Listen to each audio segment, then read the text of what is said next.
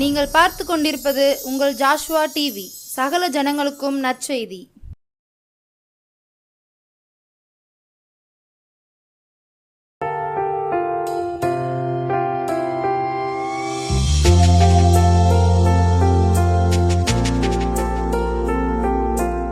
கர்த்தரும் உலக இரட்சகருமாகிய கிறிஸ்து இயேசுவின் நாமத்தினாலே ஜோஸ்வா டிவி நேயர்களே, சங்கீர்த்தன வார்த்தையின் நேரத்தின் வழியாக மறுபடியும் சந்திப்பதிலே ரொம்பவே மகிழ்ச்சி.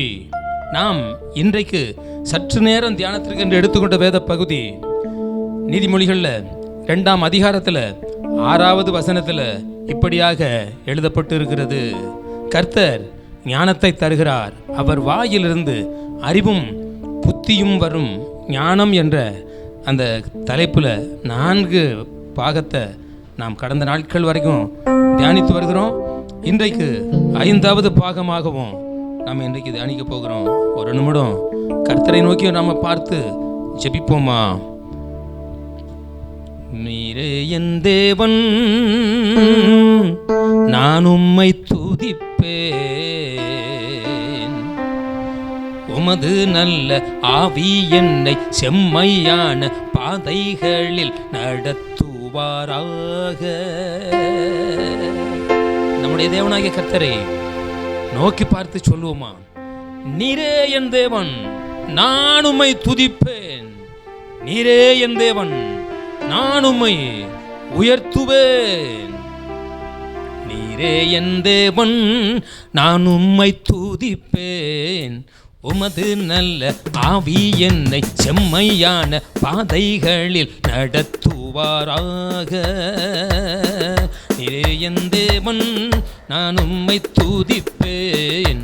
உமது நல்ல ஆவி என்னை செம்மையான பாதைகளில் நடத்துவாராக. உமது நல்ல ஆவி என்னை செம்மையான பாதைகளில் நடத்துவாராக. வேதத்தில் உள்ள மகத்துவத்தை பார்க்க என் கண்களை திறந்தருளும். போதக சமர்த்தனை பிரசங்கிக்கவே புதிய எண்ணெயால் அபிஷேகியும். நீங்க இப்படி சொல்லலாமா?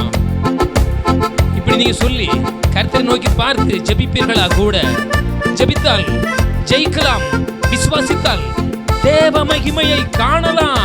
வேதத்தில் உள்ள மகத்துவத்தை பார்க்கும்படி ஜெபம் பண்ணுங்க, கர்த்தரிடத்துல கேளுங்க. வேதத்தில் உள்ள மகத்துவத்தை பார்க்க என் கண்களை திறந்தருளும். போதக சமர்த்தனாய் பிரசங்கிக்கவே புதிய எண்ணெயால் அபிஷேகியும். பாவிகள் மனந்திரும்ப பரலோகம் மகிழ பயன்படுத்தும் ஐயா நீர் என்னையும்.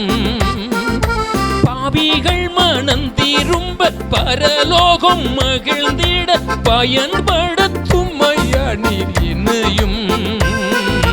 பயன்படுத்தும் ஐயா நீர் என்னையும். நீரே என் தேவன், நான் உம்மை துதிப்பேன். உமது நல்ல ஆவி என்னை செம்மையான பாதைகளில் நடத்துவாராக. தேவனே, நீர் என்னுடைய தேவன், காலமே உம்மை தேடுகிறேன் என்று பக்தன் சொல்லுகின்றான். உம்மை தேடுகிறவர்களை நீர் கைவிடுகிறதில்லை. ஆதலால் உமது நாமத்தை அறிந்தவர்கள் உம்மையே நம்பி இருப்பார்கள் என்று நாங்கள் வேதத்தில் வாசிக்கிறோம். அத மாதிரி நீர்தான் எங்கள் தேவன், கர்த்தராகிய ஆண்டவர் தான் எங்கள் தேவன். எங்கள் ரட்சகராகிய ஆண்டவர் இயேசு கிறிஸ்து தான் எங்கள் தேவன்.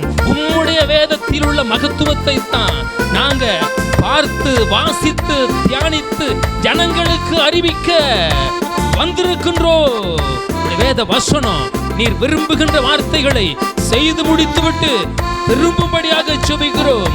தூக்கத்திற்குள் இருக்கிறவர்களுக்கு சந்தோஷத்தை கொடுப்பதாக, நெருக்கத்திற்குள் இருக்கிறவர்களுக்கு விடுதலையையும் வெற்றியையும் கொடுப்பதாக கர்த்தர் ஞானத்தை தருகிறார்.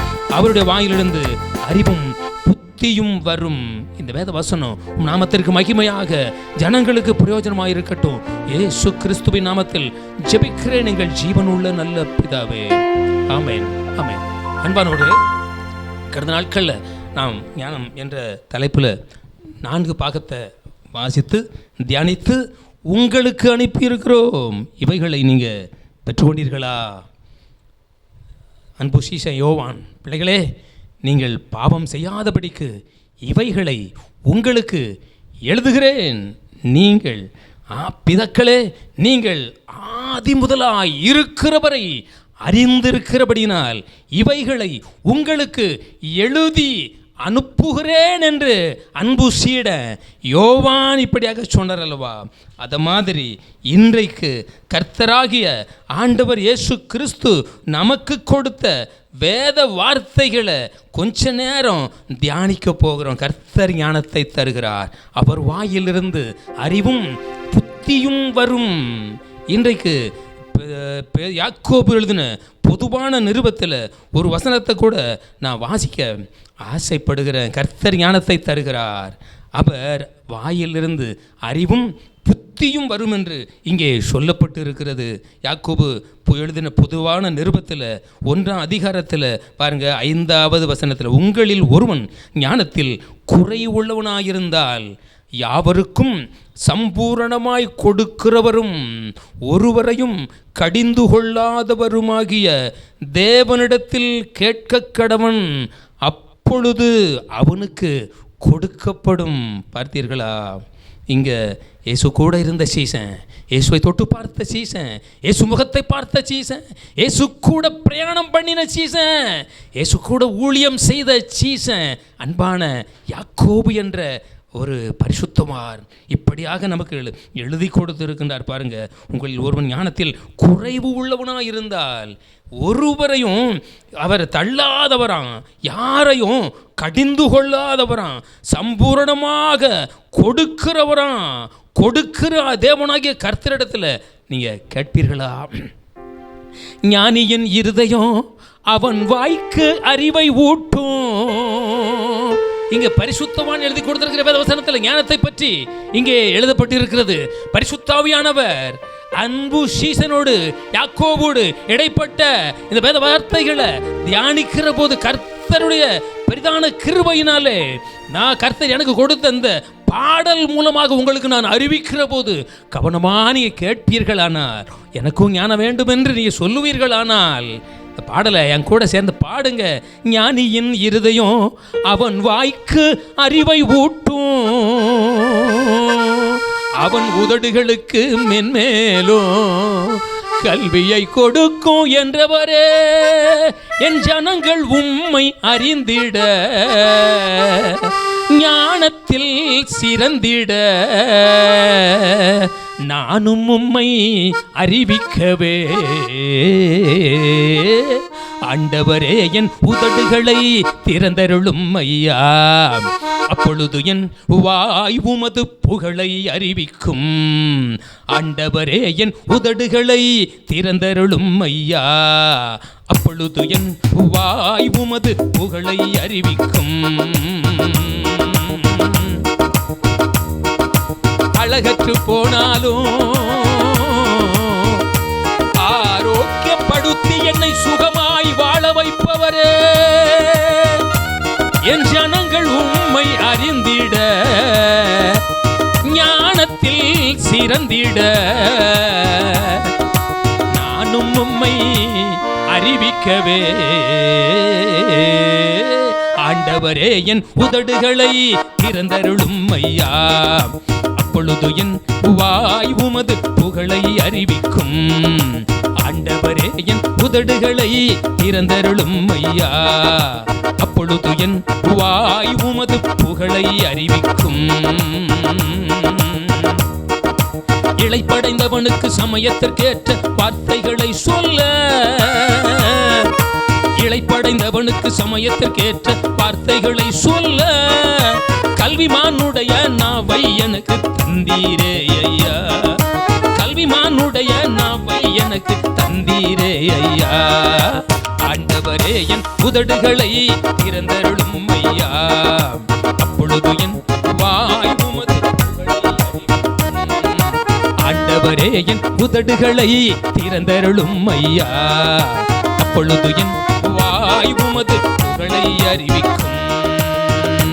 அன்பானவர்களே, நீங்க பக்தனாகிய யாக்கோபு இப்படியாக உங்களில் ஒருவன் ஞானத்தில் குறைவுள்ளவனாக இருந்தால் யாவருக்கும் சம்பூரணமாய் கொடுக்கிற தேவனிடத்துல, ஒருவரையும் கடிந்து கொள்ளாத தேவனிடத்துல நீங்க கேட்கிற போது அவர் உங்களுக்கு ஞானத்தை கொடுக்கிறார், அறிவை கொடுக்கிறார், புத்தியை கொடுக்கின்றார். சுவிசேஷத்துல 13 மத்தேயு சுவிசேஷத்துல 13 அதிகாரத்துல கடைசி வசனத்திற்கு முந்தின வசனத்துல இப்படியாக அநேக அற்புதங்களை அடையாளங்களை ஆண்டவர் செய்த அந்த காரியங்களை பார்த்த மக்கள் சொல்லுகின்றாங்க, இவர் தச்சனுடைய குமாரன் அல்லவா, இவருடைய தாய் மரியாள் என்பவள் அல்லவா, யூதா யோசே சீமோன் யாக்கோபு இவருக்கு சகோதரர் அல்லவா, இவர்களுடைய சகோதரிகள் எல்லாம் நம்மிடத்தில் இருக்கிறார்கள் அல்லவா.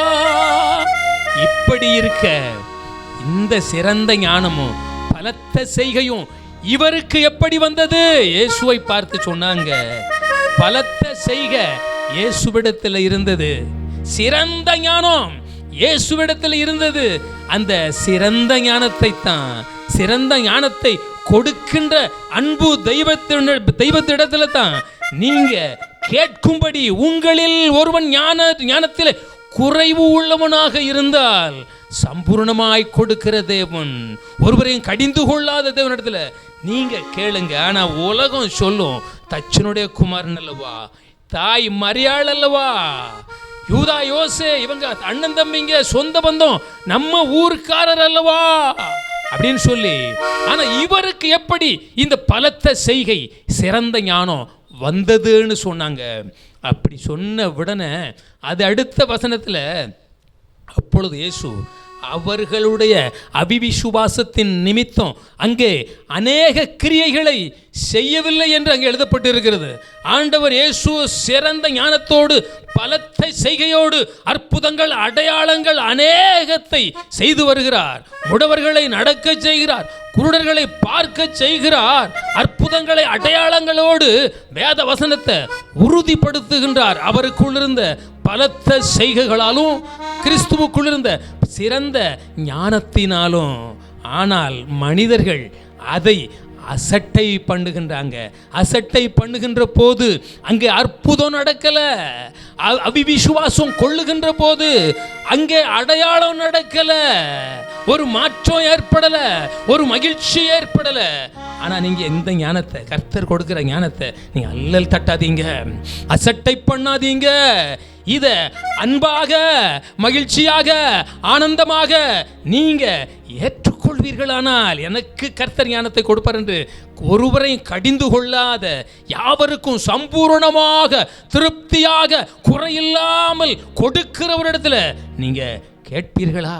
அப்படி கேட்கிற போது கர்த்தர் உங்களுக்கு ஞானத்தை கொடுப்பார். இன்னும் கூட அதில் ஒரு சில வசனங்களை நான் வாசிக்கிறேன்.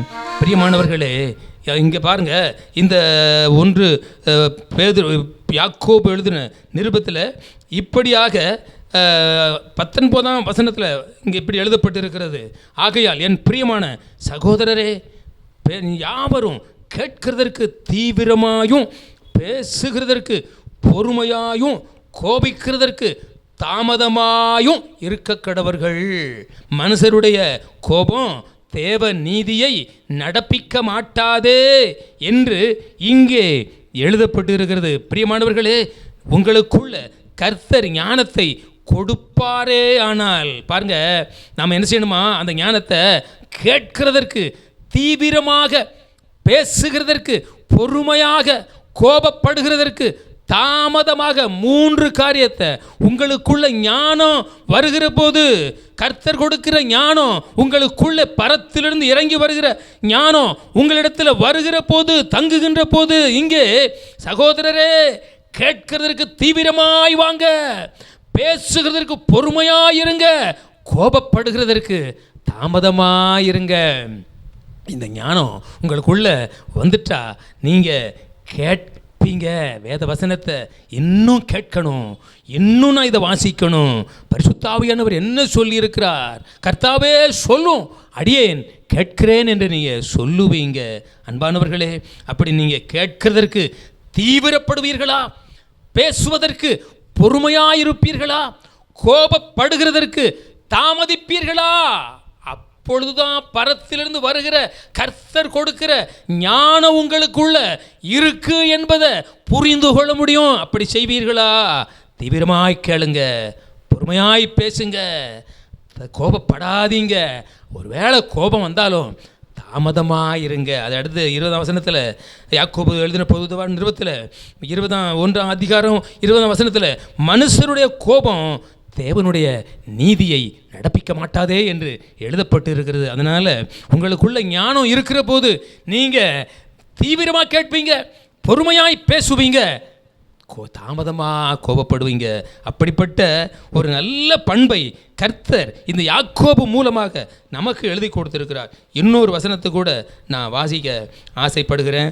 1 கொரிந்தியரில் 1ஆம் அதிகாரத்தில் இப்படியாக இங்கே எழுதப்பட்டு இருக்கிறது. 1 கொரிந்தியர் 1ஆவது அதிகாரத்தில் நான் வாசிக்கிறேன். 24ஆவது வசனத்தில், 1 கொரிந்தியர் 1ஆவது அதிகாரம் 24ஆவது வசனம், ஆகிலும் யூதரானாலும் கிரேக்கரானாலும் எவர்கள் அழைக்கப்பட்டிருக்கிறார்களோ அழைக்கப்பட்டிருக்கிறார்களோ அவர்களுக்கு கிறிஸ்துவும் தேவ பலனும் ஞானமுமாயிருக்கிறார். அன்பானவர்களே, நீங்கள் அழைக்கப்பட்டவர்கள் தானே. கிறிஸ்து பாவி பரிசுத்தவான்களை அல்ல, நீதிமான்களை அல்ல, பாவிகளையே மனம் திரும்ப அழைக்க வந்தேன் என்று ஆண்டவர் இயேசு சொன்னார் அல்லவா? அழைப்பு உங்களுக்கு வந்திருக்கிறது. நீங்கள் அழைக்கப்பட்டவர்களாக இருக்கிறீர்களா?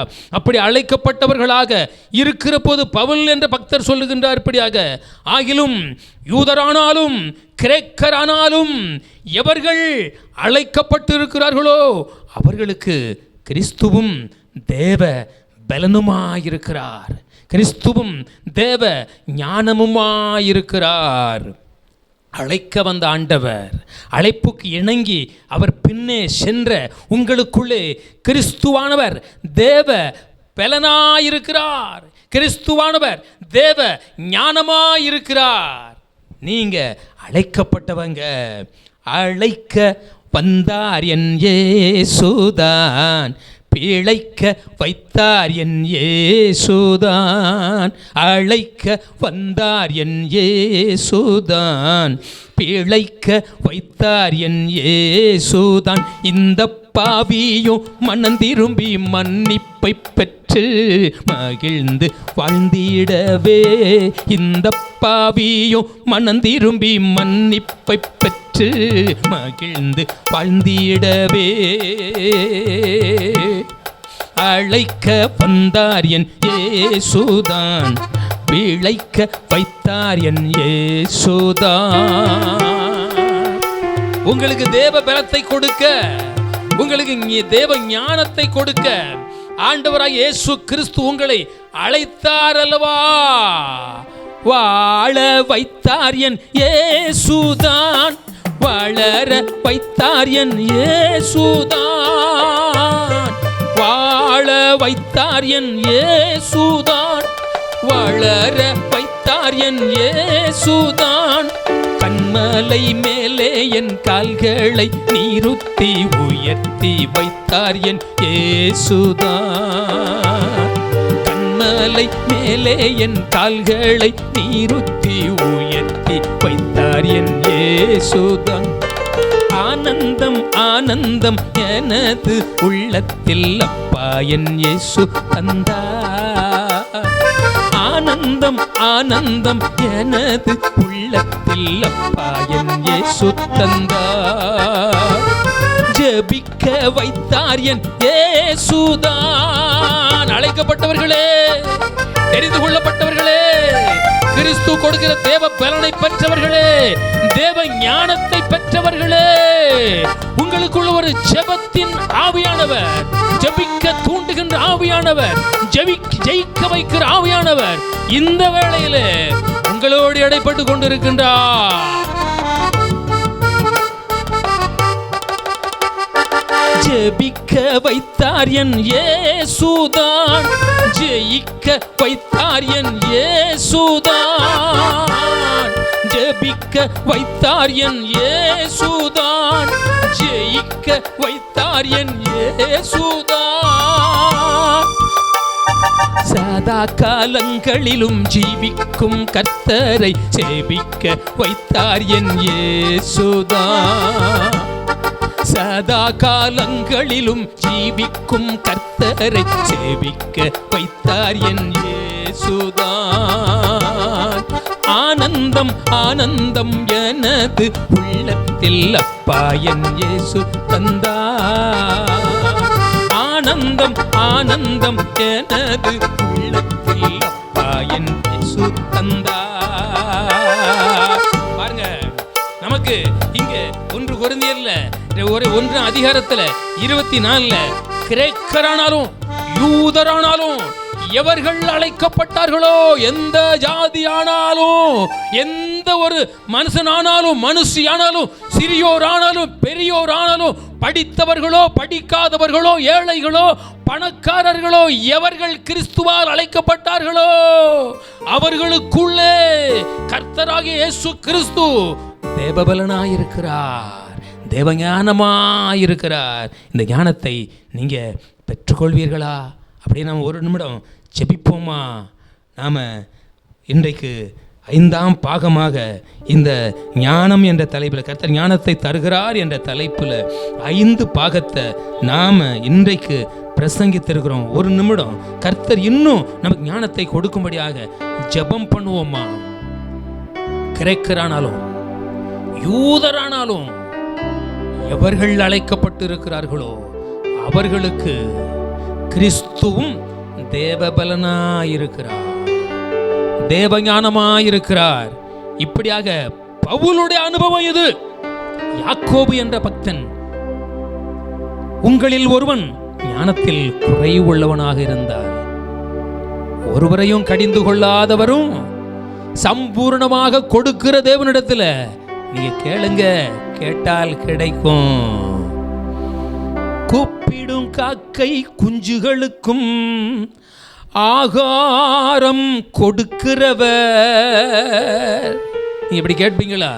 ஞானத்தை கொடுங்கப்பா, சிறந்த வல்லமே கொடுங்கப்பா, உங்களுக்குள்ள இருந்த ஞானம். இயேசுவே, மத்தேயு சுவிசேஷத்துல 13ஆம் அதிகாரத்துல இவருக்கு இந்த பலத்த செய்கை இருந்தது, சிறந்த ஞானம் உமக்குள்ளே இருந்தது. அந்த பலத்த செய்கையும் சிறந்த ஞானமும் எனக்கு வேணும். கேட்பீர்களா? கூப்பிடும் காக்கை குஞ்சுகளுக்கும் ஆகாரம் கொடுக்கிறவர், நீ கூப்பிட்டால் உனக்கும் தரமாட்டாரோ? ஜெபித்தால் ஜெயிக்கலாம், விசுவாசித்தால் தேவ மகிமையை காணலாம். நீங்க ஜெபம் பண்ணுங்க, நான் ஞானத்தை பெற்றுக்கொண்டேன் என்று திருப்தியாக கிறிஸ்துவுக்கு சாட்சியாக வாழ்வீர்களாக. ஈசாக்குடைய பயபக்திக்கு உரியவராகிய கர்த்தாவே, யாக்கோபுடைய வல்லவராகிய ஆண்டவரே, இயேசு என்ற பெயரில் இந்த உலகத்தில் வந்து எங்களை தேடி தெரிந்து கொண்டவரே, அபிஷேகித்தவரே, அரவணைத்தவரே, ஆறுதல் தந்தவரே, வேத வசனத்தை கொஞ்ச நேரம் பாடலோடு தியானித்திருக்கிறோம். இந்த பிள்ளைகளுக்கு சிறந்த ஞானத்தையும் குறைவில்லாத ஒரு செல்வத்தையும் ஆரோக்கியமான சரீரத்தையும் புதிய பலத்தையும் கொடுத்தருளுவீராக.